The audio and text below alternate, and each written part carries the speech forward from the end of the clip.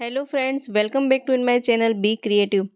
ઘણી વખત ઘરમાં એવા જૂના કપડાં પડ્યા હોય છે ને કે જે ન તો આપણે પહેરવામાં કામ આવી શકે, ન તો કોઈ ગરીબ લોકોને આપી શકાય એવી કન્ડિશનમાં હોય કે ન તો કોઈ વાસણવાળી પણ લે. તો એવા કપડાંનું આપણે કરવું શું? તો આવા જે જૂના થઈ ગયેલા કપડાં છે તેના પણ આજે આપણે ઘણા સારા એવા ઉપયોગ જોવાના છીએ. તો વિડીયોને એન્ડ સુધી જોતા રહેજો અને વિડીયો પસંદ આવે તો વિડીયોને લાઇક પણ જરૂરથી કરજો. ચાલો શરૂ કરીએ વિડીયો. જોઈએ આઈડિયા નંબર 1. તો મેં અહીં અમુક એવા જૂના કપડાં લીધેલા છે. તો આ રીતે આપણે કપડાં લેવાના છે. અહીં તેને આપણે કાપવાની કે સિલાઈ કરવાની જરૂર નથી. ત્યાર પછી મેં અહીં એક બેડશીટ લીધેલી છે. મારા પાસે જે વધારાની બેડશીટ હતી તેનો મેં ઉપયોગ કર્યો છે. તમે અહીં બેડશીટના બદલે સાડી, દુપટ્ટો અથવા તો ઓઢણી કંઈ પણ લઈ શકો છો, અથવા તો આ રીતે જો કોઈ એક્સ્ટ્રા બેડશીટ હોય તે પણ લઈ શકો. ત્યાર પછી તે બેડશીટને આપણે અવળી ફોલ્ડ કરી અને આ રીતે પાથરી લેવાની છે. બેડશીટને અહીં આપણે અવળી ફોલ્ડ કરવાની છે. ત્યાર પછી આ બંને બાજુ સિલાઈ કરી દેવાની છે જુઓ. અને આ જે પાર્ટ છે સામેની બાજુ, અહીં આપણે સિલાઈ કરવાની જરૂર નથી. આ સામે બે બાજુ સિલાઈ કરવાની છે. ફરી એકવાર જણાવી દઉં, જુઓ આ રીતે બંને બાજુ અહીં સિલાઈ કરવાની છે અને આ પાર્ટમાં સિલાઈ આપણે કરવાની નથી. ત્યાર પછી આપણે તેને વ્યવસ્થિત પાથરી દઈએ. મેં અહીં સિલાઈ કરી લીધેલી છે જુઓ. તમે હાથેથી પણ ઝીણી ઝીણી સિલાઈ કરી શકો અથવા તો સિલાઈ મશીનથી પણ સિલાઈ કરી શકો. અહીં આપણે સિલાઈ મશીનનો બિલકુલ ઉપયોગ કર્યો નથી. ત્યાર પછી બેડશીટને આપણે વ્યવસ્થિત રીતે આ રીતે પાથરી લેવાની છે. સામસામે છેડા બધા એક સરખા રીતે રહે એ રીતે આપણે પાથરી લઈએ. ત્યાર પછી જેટલા પણ જૂના કપડાં છે તે બધા જ કપડાંને આ રીતે આપણે બેડશીટ પર ગોઠવી દેવાના છે. અહીં આપણે કપડામાંથી સિલાઈ કાઢવાની જરૂર નથી કે કપડાને કટિંગ કરવાની જરૂર નથી.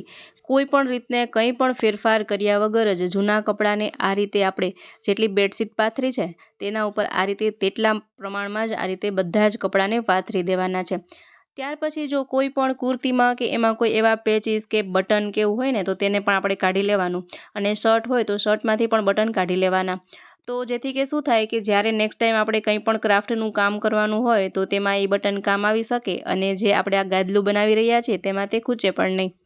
તો જેટલા પણ જૂના કપડાં છે બધા જ કપડાને વારાફરતી આ રીતે આપણે પાથરી લેવાના છે. જેટલા વધારે કપડાં હશે, આમાં વધારે કપડાં આપણે ગોઠવીશું એટલું જાડું ગાદલું બનશે. અને જો કોઈ તમે બેડ પર સેટી પર રાખવા માટે ગાદલું બનાવી રહ્યા હોય તો પહેલાં તે ગાદલાના માપની બેડશીટને કટ કરી લેવાની. સાડીનો યુઝ કરતા હોય તો એટલા પ્રમાણમાં સાડી કટ કરી લેવાની કે દુપટ્ટો કટ કરી લેવાનો. ત્યાર પછી જેટલા પણ કપડાં છે ને તે બધાને આ રીતે આપણે ગોઠવતા જઈશું. કોઈ પણ જૂની બેડશીટ હોય, ઓઢણી હોય કે કોઈ પણ કપડાં ચાલશે આમાં. અહીં મેં આમાં જીન્સનો ઉપયોગ નથી કર્યો કારણ કે જીન્સ હોય તો તેમાં આપણે પછી સિલાઈ કરવામાં થોડું અઘરું પડે તે માટે. ત્યાર પછી એક વધારાની જે બેડશીટ હતી તેને પણ મેં આ રીતે તેમાં ગોઠવી દીધેલી છે. તો અહીં મારા પાસે જેટલા પણ જૂના કપડાં હતા તે બધા જ મેં આ રીતે વ્યવસ્થિત ગોઠવી દીધા છે. ત્યાર પછી શું કરવાનું કે સામેની જે સાઈડ છે ને ત્યાંથી આ રીતે આપણે તેને ફોલ્ડ કરતું જવાનું. જુઓ આ રીતે તેને ગોળ વાળતું જવાનું. ત્યાર પછી આપણે જે આ બેડશીટમાં સિલાઈ નથી કરી, જે ભાગમાં સિલાઈ નથી કરી તે ભાગને આ રીતે તેમાં ફોલ્ડ કરી દેવાનું. જુઓ આ રીતે કવર રીતે ચડાવી દેવાનું. તો આ રીતે તમે એક પાર્ટ તેને આ રીતે ચડાવશો ને તો શું થશે કે આખી જ બેડશીટ છે તે સવળી થઈ જશે અને આ બધા જ કપડાં છે તે બેડશીટના અંદરની સાઈડ ચાલ્યા જશે. જુઓ આ રીતે આપણે તેને ફોલ્ડ કરતું જવાનું છે. ખૂબ જ સરળ કામ છે. અહીં આપણે સિલાઈ મશીનની જરૂર નથી કે કપડાને કટિંગ કરવાની જરૂર નથી. તો પણ ખૂબ જ સરસ એવું ગાદલું ઘરે બનાવી શકો છો. જુઓ તો અહીં મેં આ રીતે સવડી કરી લીધેલી છે બેડશીટ અને બધા જે પણ કપડાં ગોઠવ્યા હતા તે બધા જ બેડશીટમાં અંદરની સાઈડ ચાલ્યા ગયા છે અને વ્યવસ્થિત ગોઠવાઈ ગયા છે. હવે આપણે શું કરીશું કે અહીં જે આપણે સિલાઈવાળો ભાગ ખુલ્લો રાખ્યો હતો ત્યાં આપણે વ્યવસ્થિત રીતે આ બધા જ કપડાને સરખી રીતે ગોઠવી દેવાના. આ રીતે જુઓ તમે જુઓ, પહેલાં વ્યવસ્થિત કરી લેવાનું. ગાદલું એક સરખું થઈ જાય ત્યાર પછી આપણે તેમાં સિલાઈ કરવાની છે. તો અહીં સોય દોરાની મદદથી ઝીણી ઝીણી સિલાઈ કરશો તો એકદમ મશીન જેવી જ સિલાઈ થશે અને આ રીતે આપણે આખા જમાં આ રીતે સિલાઈ કરી લેવાની છે.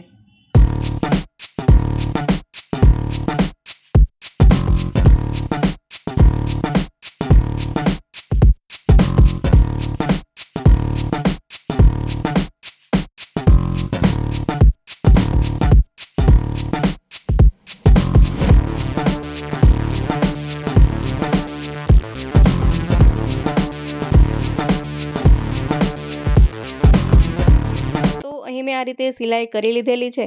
ત્યાર પછી આપણે કોઈ પણ દોરો લેવાનો. મેં અહીં ઊનનો દોરો લીધેલો છે.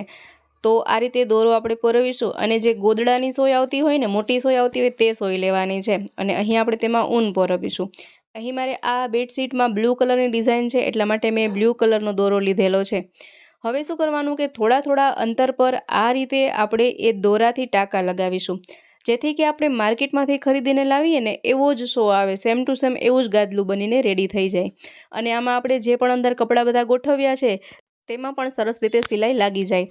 તો આ રીતે થોડા થોડા અંતરે આપણે આ રીતે દોરાથી ટાંકા લગાવવાના છે.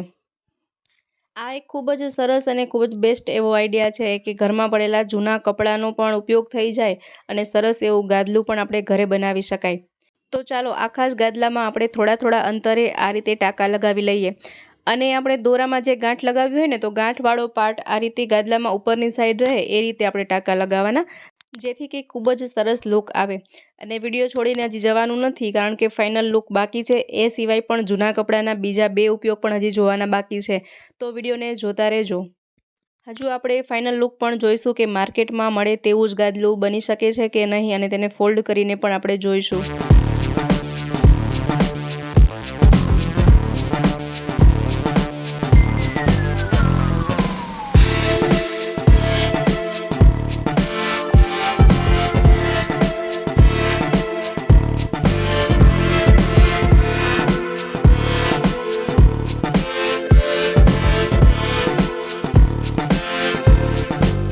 અહીં મેં આખા જ ગાદલામાં આ રીતે ટાંકા લગાવી લીધેલા છે અને ફાઇનલ લુક રેડી છે. જુઓ, તમે જોઈ શકો છો. હવે આપણે તેને ફોલ્ડ પણ કરીને જોઈ લઈએ. જો આ રીતે ફોલ્ડ કરવાથી પણ તે ખૂબ જ સરસ એકદમ નરમ એવું ગાદલું બન્યું છે. જુઓ, છે ને ખૂબ જ મસ્ત એવું ગાદલું. તો આ રીતે તમે જૂના કપડામાંથી ઘરે જ ગાદલું બનાવી શકો છો. ખૂબ જ બેસ્ટ આઈડિયા છે. અને જો આ રીતે વજનમાં પણ તે હળવું છે અને દેખાવમાં ખૂબ જ સરસ છે. તો ચાલો તેને બેડ પર પાથરીને પણ જોઈ લઈએ. જુઓ, તો આ રીતે સેટી પર પાથરતા પણ ખૂબ જ સરસ લાગે છે. આના પર આપણે કોઈ પણ બેડશીટ હવે લગાવી દઈએ તો ખૂબ જ સરસ લુક આવે છે. તો આઈ હોપ કે આઈડિયા તમને જરૂરથી ગમ્યો હશે. હવે જોઈએ નેક્સ્ટ આઈડિયા. ત્યાર પછી ફરીથી મેં અહીં અમુક જૂના કપડાં લીધેલા છે. હવે આપણે શું કરવાનું છે કે આ કપડાને આપણે નાની નાની પાતળી પાતળી સ્ટ્રીપ પટ્ટીઓ કટ કરી લઈશું. આ રીતે પાતળી પાતળી સ્ટ્રીપ પટ્ટીઓ કટ કરી લેવાની છે. જેટલા પણ કપડાં હોય તેમાંથી આ રીતે પટ્ટીઓ કટ કરી લેવાની છે. આ પણ ખૂબ જ સરળ આઈડિયા છે. કોઈ પણ બનાવી શકે છે અને ખૂબ જ સહેલાઈથી બની જાય છે.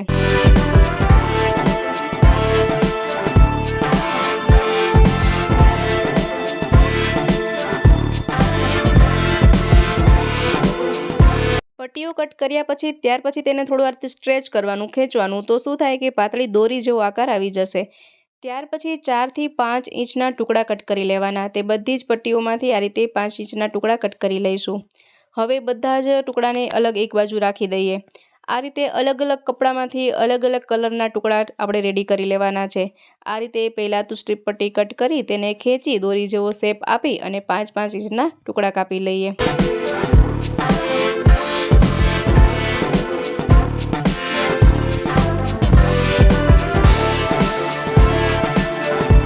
અહીં મેં આ રીતે ઘણા જ કપડામાંથી અલગ અલગ કલરના ટુકડા કટ કરી લીધેલા છે. ત્યાર પછી મેં અહીં એક ટુવાલનો વેસ્ટ ટુકડો લીધેલો છે. તેને આપણે વ્યવસ્થિત રીતે કટ કરી લઈએ. તમે ટુવાલના કટકાની બદલે કોઈ પણ બેડશીટનો કટકો હોય તો પણ ચાલે, અથવા તો કોઈ પણ બોરીનો કટકો હોય તો પણ ચાલે. ત્યાર પછી આપણે સોય દોરો લઈશું અને આ જે પણ આપણે ટુકડા કટ કર્યા છે તે બધા જ આ રીતે જેટલા સોયમાં સમાય એટલા પરોવી લેવાના છે અને તેને આ ટુકડા પર આ રીતે આપણે ટાંકવાના છે વારાફરતી. આ આઈડિયા પણ ખૂબ જ બેસ્ટ છે અને પાછું કોઈ પણ બનાવી શકે એવા સિમ્પલ આઈડિયા છે. તો જ્યારે પણ ફ્રી હોય અને થોડો ટાઈમ હોય તો આ રીતે તમે જૂના કપડામાંથી એક નવી જ ક્રિએટિવિટી કરી શકો છો. તો આ રીતે વારાફરતી અલગ અલગ કલરના ટુકડા આપણે લગાવી લઈએ.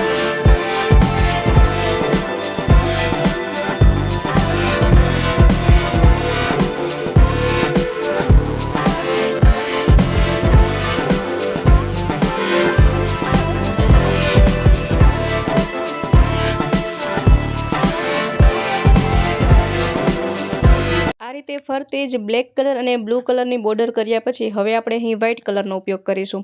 હવે વ્હાઇટ કલરને આ રીતે આપણે અહીં ટાંકા લગાવીશું. અહીં આપણે કોન્ટ્રાસ્ટમાં કલરનો ઉપયોગ કરવાનો, જેથી કે તેનો લુક સરસ આવે.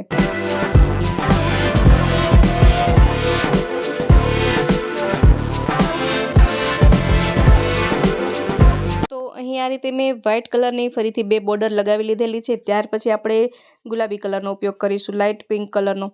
હવે અહીં આપણે તેને આ રીતે લગાડીશું. કેટલું સરળ છે.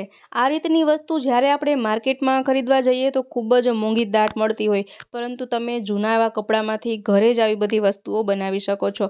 ઘણા લોકોને એવું થાય કે આ બધું તો માર્કેટમાં મળતું જ હોય છે, તો ઘરે શું મહેનત કરવાની.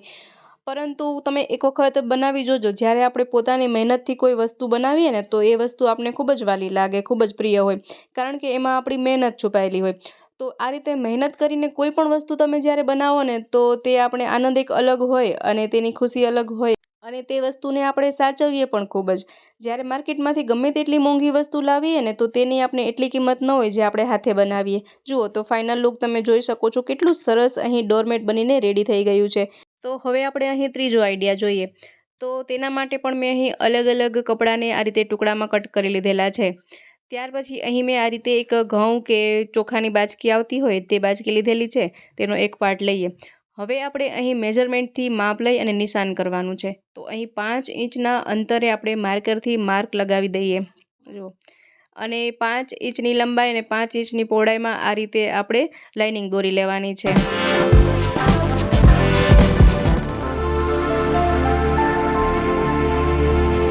આ રીતે લાઇનિંગ કર્યા પછી આપણે આ રીતે જે પણ કાપડના આપણે કટકા કરીને રાખ્યા છે તેને આ રીતે આપણે તેમાં જોડી દેવાના, એટલે કે તેમાં આપણે ટાંકા લગાવી અને તેને આપણે સીવી લેવાના. જુઓ, તો અહીં આપણે બોક્સ જે બનાવ્યા છે ને તે બોક્સ એક લિમિટ માટે છે કે આ એક બોક્સમાં આપણે આ કલરના કાપડના ટુકડા લગાવીશું, બીજા બોક્સમાં બીજા કલરના, ત્રીજા બોક્સમાં ત્રીજા કલરના. એ રીતે અલગ અલગ બોક્સમાં આપણે અલગ અલગ કલરના આપણે ટુકડા લગાવીશું ને તો તેનો લુક ખૂબ જ સરસ આવે છે. તો આ રીતે તમે અલગ અલગ ડિઝાઇનથી પણ ડોરમેટ બનાવી શકો છો. જુઓ, તો અહીં મેં બ્લેક કલર લગાવી લીધો. ત્યાર પછી મેં અહીં મહેંદી કલરનો ઉપયોગ કર્યો છે. આ રીતે આપણે મહેંદી કલરના ટુકડા છે તેને લગાવી લઈએ. અને જ્યારે આપણે આ રીતના ડોરમેટ બનાવતા હોઈએ ને તો તેમાં જે લેગીસ, જેગીસ કે પછી ટી શર્ટ હોય તેનું કાપડ હોય તો ખૂબ જ સારું રહેશે, કારણ કે તે એકદમ સ્ટ્રેચેબલ હોય. તેને આપણે ખેંચીએ ને તો દોરી જેવો આકાર બની જાય. તો આ ડોરમેટ બનાવવા માટે હંમેશા ટી શર્ટ કે લેગીસના કાપડનો ઉપયોગ કરવાનો.